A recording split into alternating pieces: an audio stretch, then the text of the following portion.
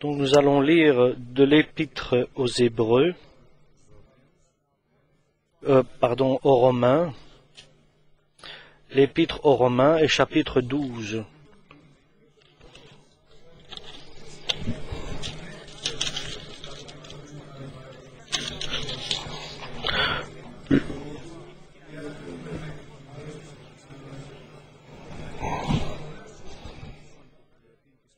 Aux Hébreux, au chapitre 12, aux Hébreux et pas aux Romains.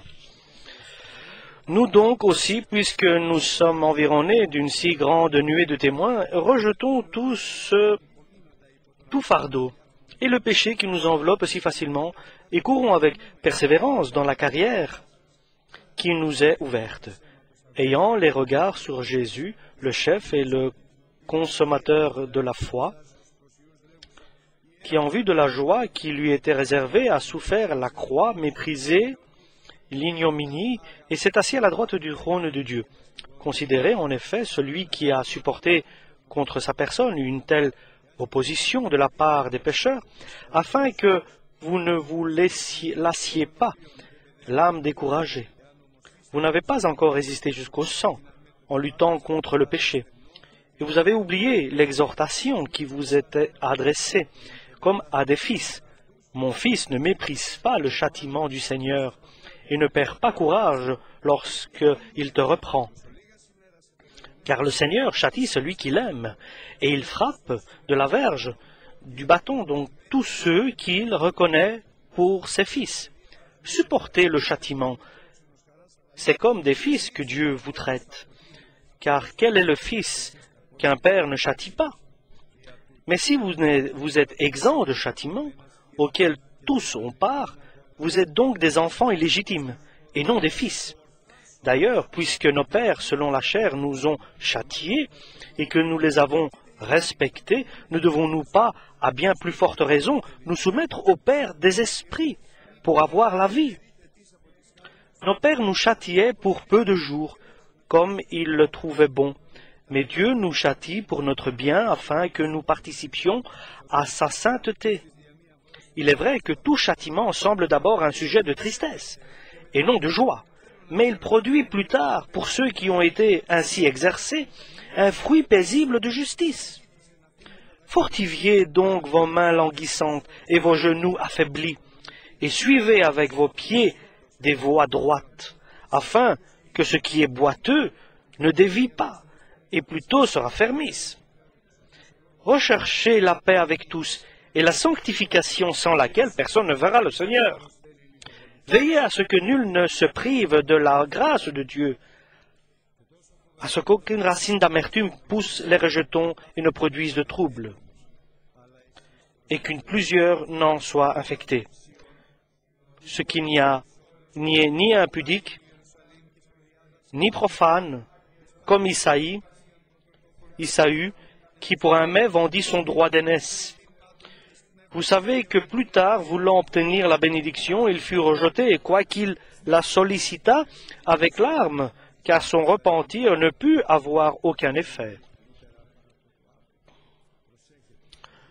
Vous ne vous êtes pas approché d'une montagne qu'on pouvait toucher, et qui était embrasée par le feu, ni de la nuée, ni des ténèbres, ni de la tempête, ni du retentissement de la trompette, ni du bruit des paroles, tels que ceux qui l'entendirent demandèrent qu'il ne leur en fût adressé aucune de plus, car ils ne supportaient pas ces déclarations.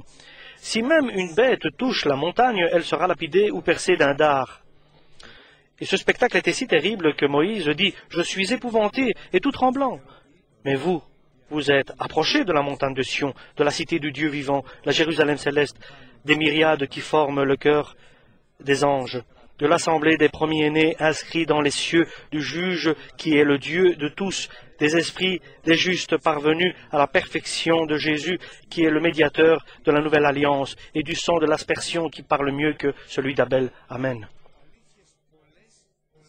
Beaucoup de vérités et des vérités importante qui s'adresse à nous tous.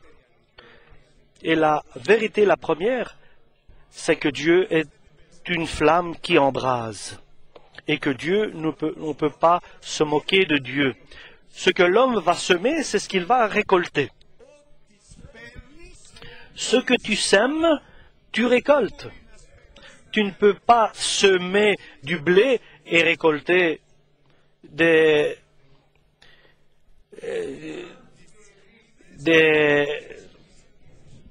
quelque chose qui n'est pas du blé. Et celui qui a semé du blé, il va récolter du blé. Et pas des mauvaises plantes. Et on ne peut pas se moquer de Dieu. On ne peut pas se tromper, on ne peut pas tromper Dieu. Et il ne se scandalise pas, Dieu, de personne. Et il ne scandalise personne non plus.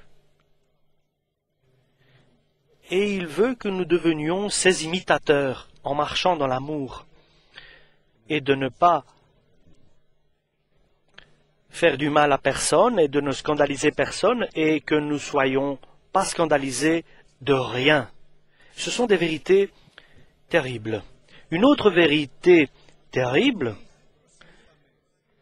mais que nous ne sommes pas venus à une église humaine et terrestre, c'est-à-dire dans une montagne qu'on peut toucher ou qui est allumée par un feu, mais nous sommes venus sur une montagne qu'on ne peut pas toucher, qui ne brûle pas avec le feu, qui n'a pas d'obscurité ou de nuages, mais c'est la montagne de Sion, la ville de Dieu, la Haute Jérusalem. Et notre communauté est des milliers d'anges. Et notre Église est l'Église des premiers-nés, ceux qui sont inscrits dans le livre de vie. Et notre Seigneur et notre Dieu, Jésus-Christ, qui est la tête, le chef de l'Église, il est le juge de tous, parce que à Jésus a été donné tout pouvoir pour juger les morts et les vivants. Mais nous sommes venus à des esprits justes, lesquels ont reçu la perfection. Ça, c'est nos frères. Ça, c'est notre communauté et notre réunion. Ce sont des personnes qui ont reçu la perfection. Et encore, dans une nouvelle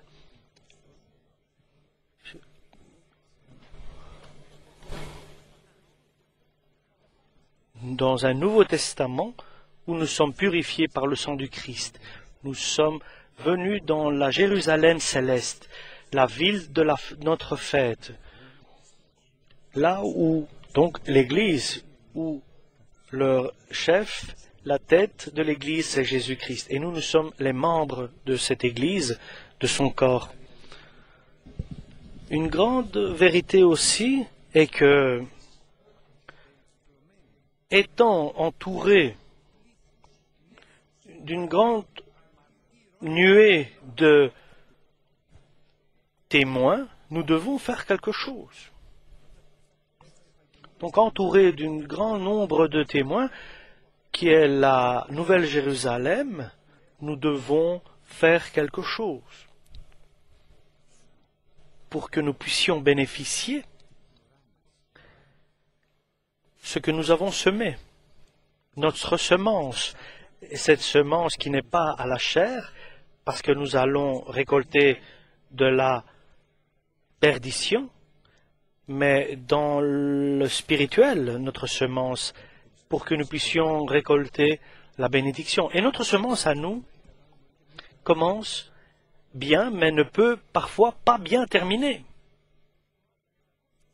Samson a commencé dans des situations agréables et bonnes, célestes, mais parce que dans sa vie, il n'a pas semé dans l'esprit, mais il a semé dans la chair. Il est arrivé à ne pas voir, à ne plus voir.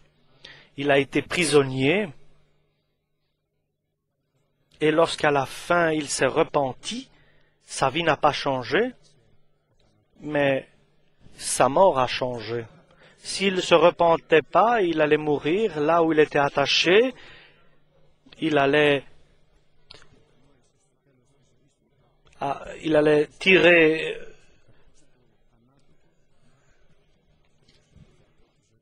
il allait faire de l'esclavage, continuer à être esclave.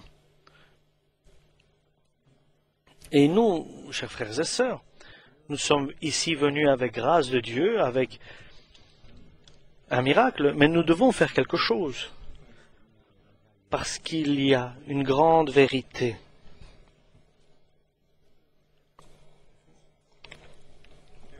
Que Dieu a promis en disant, encore une fois, moi Dieu, je vais secouer pas seulement la terre, mais le ciel aussi. Parce que je désire que ce nouvel secousse et tremblement spirituel que je vais faire, tout ce qui est pas stable va tomber et va rester que ce qui est stable. Et Dieu nous dit tout. Qui nous sommes, où nous sommes, comment nous marchons, comment nous devons marcher et que va se passer à la fin. Et qu'est-ce que va faire Dieu à la fin des temps? Et il va recommander ce qui est instable. Et la grande question est la suivante, que Dieu nous pose et que nous posons à nous-mêmes. Lorsque sera cet changement? Est-ce que nous serons à ce qui sera stable ou bien nous serons ce qui sera détruit et ce qui tombera lorsqu'il y aura cette secousse? Et c'est une question terrible. Il va faire des changements de tout ce qui est stable et il va secouer et il va trier. Il mettra dans ses greniers le bon blé et dans la flamme, dans le feu, les mauvaises herbes et la paille. Et nous savons, il est écrit, et l'Écriture ne peut pas changer. Ce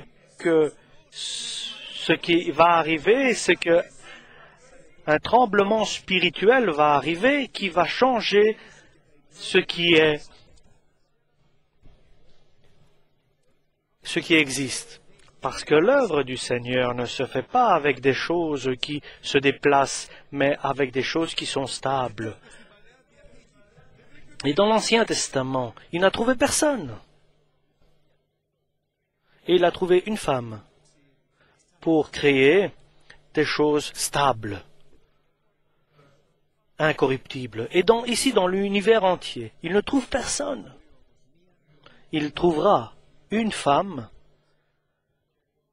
son Église, sa colombe, sainte, parfaite, laquelle il va établir glorieuse, qui n'a pas de tache ni de ride, pour apporter Samson. Et Samson est Jésus-Christ pour nous. Sa lumière va éclairer et va détruire l'obscurité, et viendra la lumière parfaite et totale. Et si cela est vrai, la question est maintenant, que devons-nous faire? Et parce que souvent, l'homme, comme Manoach, il pense beaucoup de choses, Dieu répond simplement. Fais attention. Fais attention. Sois prudent. Regarde d'abord dans la parole de Dieu qui est ton reflet, qui est ton miroir. Et regarde aussi dans ta famille, quel arbre es-tu? Si tu es un arbre bon, tu auras du bon fruit. Si le fruit commence à s'abîmer, l'arbre commence à s'abîmer. Et nous savons que lorsque sortent les olives, ils sont bien. Si on n'entretient pas les olives, ils pourrissent. Et aujourd'hui, le message est le suivant. Dieu a la solution et il te la propose. Est-ce que tu l'acceptes? Aujourd'hui que nous entendons la voix du Saint-Esprit, et je suis certaine de cela, notre cœur, est-ce qu'il s'adoucit? Est-ce qu'il s'ouvre? Notre esprit se rabaisse-t-il? Est-ce que nous craignons à la parole de Dieu? Est-ce que nous sommes prêts à prendre des décisions? Des décisions d'obéissance et de sanctification, sommes-nous prêts? Comme la femme de Manoach, comme Manoach lui-même, que soit né Samson et qu'il soit Samson. Il aurait pu naître, mais qu'il ne soit jamais Samson. Si sa mère lui coupait ses cheveux, et si sa mère aurait bu, il serait né avec le nom de Samson, mais il ne serait jamais comme Dieu l'aurait désiré. Si la mère de Samson aurait bu du vin ou des liqueurs enivrantes, ou des choses impures. Et ce sont des décisions importantes dans la vie. Ce sont des bons messages et de bonnes décisions. De bons messages, mais si nous ne prenons pas les bonnes décisions. Donc, redressez vos mains et vos pieds languissants. Fortifiez. Et ne perds pas courage Dieu te reprend et qu'il te fait une remarque. Ne te fâche pas lorsque il te fait une remarque. Parce que lorsque Dieu nous fait une remarque, et lorsque il nous reprend, parce qu'il nous aime, et si il nous bat, il nous frappe, c'est parce qu'il nous aime. Donc relevez vos mains languissantes qui sont fatiguées. Et prenez courage. Et faites à vos pieds, à partir de maintenant, qu'ils soient droits et des chemins droits. Du vin et des liqueurs enivrantes et des produits impurs, n'en mangez pas. Parce que dans le Nouveau Testament, ce sont tout ce qui est charnel et en dehors de la pureté de la parole de Dieu. Ne mangez pas, ne buvez pas de cela. Et l'enfant, ne le coupez pas ses cheveux. L'œuvre du Seigneur, l'œuvre qui vous a été confiée, gardez-le en sanctification. Quelle est l'œuvre de Dieu qui t'a été confiée, frère? Ce sont tes enfants, garde-les dans la sanctification, pour que de là vienne Samson. Quelle est l'œuvre que Dieu t'a confiée, chers frères et sœurs? C'est ta famille, Samson.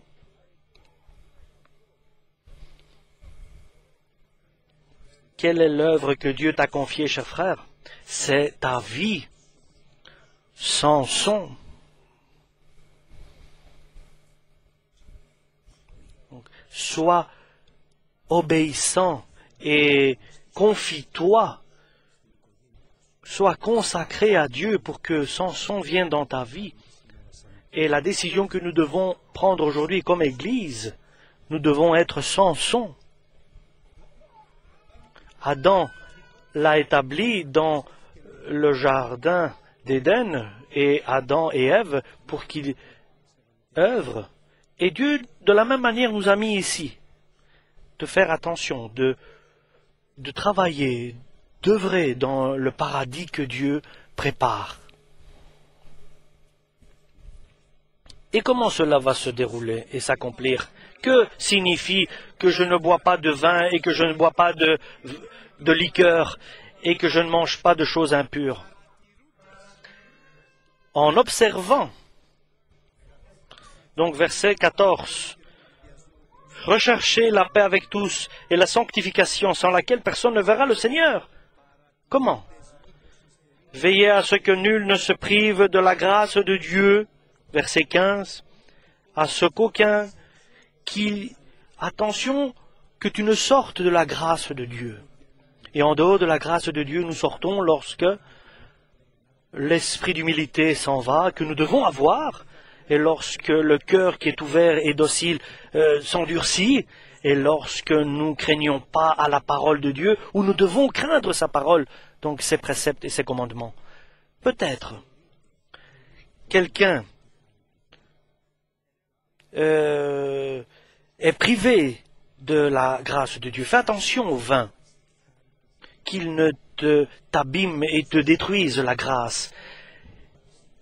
Fais attention que la grâce de Dieu ne s'arrête d'exister. Tu le constates si tu vis dans la grâce de Dieu. Tu le vois dans le visage de ta femme. Est-ce qu'elle est joyeuse, fâchée, malheureuse, ou la grâce de Dieu est partie? Tu le vois à ton visage devant le miroir. Est-ce que ton visage est heureux? Est-ce qu'il est béni? Tu le vois si tu es dans la grâce. Si tu vois tes frères, pourquoi celui-là, il me voit pas bien, il me regarde pas bien? C'est toi qui es dans l'erreur. Et toi, ne le regarde pas de travers. Si lui te regarde de travers, Dieu va le corriger. Mais si toi, tu le regardes de travers, tu dois te corriger toi-même. Nous ne voulons pas que soit notre visage qu'il soit dans la peine. Et nous savons que si nos yeux sont sanctifiés, nous serons dans la lumière. Si nos yeux sont rusés et malicieux, tout notre corps est dans l'obscurité. Donc, faisons attention que notre cœur ne soit pas abîmé. Et souvent, notre cœur s'abîme sans raison. Ou bien avec raison ou sans raison, il est interdit. Ce sont des liqueurs. Ce sont des interdictions. Il est indirection que tu mets dans ton cœur de l'amertume. Va vers le Seigneur. Parce que la racine d'amertume va devenir un grand arbre en toi. Et il y aura de la colère. Et cette colère sera pour toi une mauvaise vie. Et si tu as de l'amertume, apprends que si tu la laisses, tu vas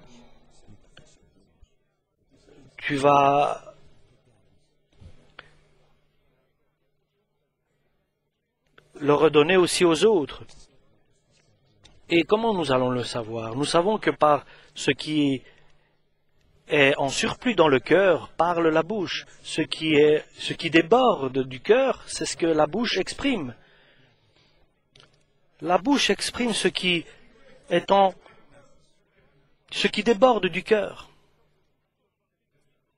Que dis-tu à ta femme, à tes enfants, à tes frères? Que dis-tu? Que leur dis-tu? De ce que tu dis, nous pouvons savoir si tu bois des liqueurs et ce qui va être né va être appelé Samson, est-ce qu'il aura la grâce de Samson ou pas? Et troisièmement, peut-être que quelqu'un est infecté ou il y a d'abord les trois choses que nous avons citées. Ne perds pas cette sanctification et que ton cœur soit docile. Et comme Isaph, impudique, qui, à cause, vendit son droit d'ânesse pour une nourriture. Et lorsqu'il se repentit, il était trop tard.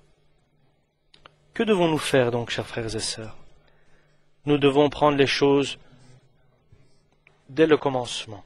Nous repentir d'abord, et que chacun se baptise au nom du Seigneur. Deuxièmement, et vous recevrez la force du Saint-Esprit.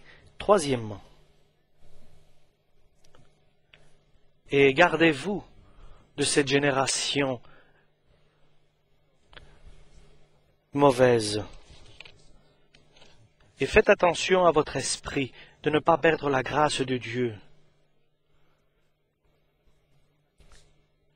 Attention parce qu'il y a un danger. Et ça, je vous le dis, pas moi, mais le Seigneur, parce qu'il est écrit. Attention, c'est à côté, c'est près, c'est proche. Il y a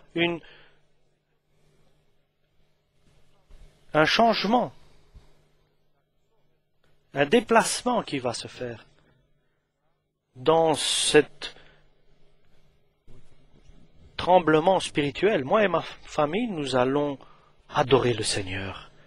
Disons cette parole, moi et ma famille, nous allons adorer le Seigneur. Seigneur, fasse que j'ai un esprit d'humilité. Je n'arrive pas à arriver. Donne-moi un cœur d'humilité, parce que je n'arrive pas à faire cela moi-même. Fasse que je crains ta parole, pour que toi tu sois bienveillant dans ma vie, et que je vis dans la sécurité, dans la terre promise, et que je vois Samson, et que je regarde Samson, mais pas le Samson charnel, mais le spirituel, et qu'il ne soit pas né avec ma propre attention, mais qu'il soit né et qu'il grandisse avec l'attention du Seigneur Jésus-Christ et de l'Esprit Saint. Ce sont des jours de bons messages, de bonnes nouvelles. Aujourd'hui donc, et maintenant, levons-nous pour prier, pour prendre de sérieuses décisions. Je veux prendre une décision sérieuse, une décision irrévocable. Je voudrais que le Seigneur m'établisse dans ce qui est stable et inébranlable. Je voudrais qu'il me donne que le pouvoir de me consacrer dans sa volonté. Nous voulons. Est-ce que nous le désirons? Alléluia.